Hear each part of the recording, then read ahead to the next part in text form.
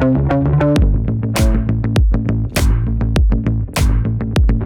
mais comment tu fais pour toujours tomber juste? Ouais, j'ai mes petits secrets, hein.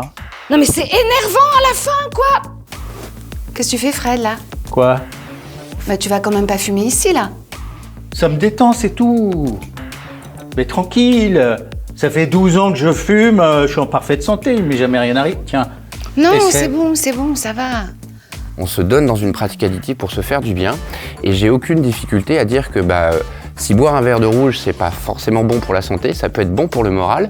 Mais là, ce qu'on voit, c'est quand même une logique qui est celle de la perte de contrôle. C'est la pratique addictive qui va glisser vers ce qu'on appelle donc l'addiction ou la dépendance. Et malheureusement, cette perte de contrôle, c'est justement un des critères centraux de ce qui définit cette maladie, surtout un indicateur très fort, qui est la poursuite du comportement malgré les conséquences négatives qu'on peut commencer à voir apparaître. Enfin, d'habitude, les gens se protègent, ou du moins essaient de se protéger. Et moi, pas du tout. J'en demandais, j'en avais besoin d'encore plus. Un challenge à peine terminé, je partais sur un autre. J'étais jamais satisfaite. Plus de sommeil, plus de vie personnelle. J'étais devenue complètement solitaire. Et très vite, les médocs ne suffisaient plus, en fait. J'avais réussi à me procurer des trucs beaucoup plus forts pour tenir le coup. Jeanne, ça fait 3 fois que je te laisse un message. Je t'en prie, réponds-moi et apporte-moi ce qu'il me faut. J'en ai plus, j'en ai besoin, c'est vraiment pas le moment. On dit qu'en addictologie, le soin commence à partir du moment où la chose est nommée. Ça veut dire que pour la personne qui est malade, tant que la chose n'est pas nommée, elle continue de pas exister. L'objectif, c'est à travers des postures, à travers finalement des techniques parfois, d'essayer d'aller au-delà de ce mur de la honte, d'essayer de le fissurer par des paroles. Clara? Oui?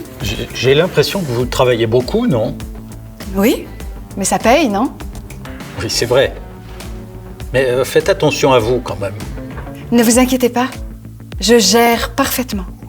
C'est vraiment un enjeu central, c'est de se faire violence. C'est de casser l'idée que quand on va voir une personne ou quand on rapporte à son manager une situation qu'on juge comme étant inquiétante, on n'est pas dans la délation.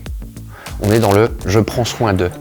Et « je prends soin d'eux », je vous redonne ce mot, c'est avant tout un regard de bienveillance par rapport à cette maladie. Donc vigilance et bienveillance sur une problématique comme les pratiques addictives en entreprise, on peut gagner du temps et on peut aller au-devant du soin pour éviter ce genre de situation. Je pense que le fait de jouer la personne qui présente des conduites addictives, mais aussi l'entourage est intéressante dans la manière d'appréhender les réactions qui peuvent avoir lieu autour de ces sujets-là et donner confiance aussi aux managers notamment pour intervenir et oser aborder des salariés qui présenteraient de telles conduites. L'échange avec le patient expert qui est criant de sentiments, d'émotions.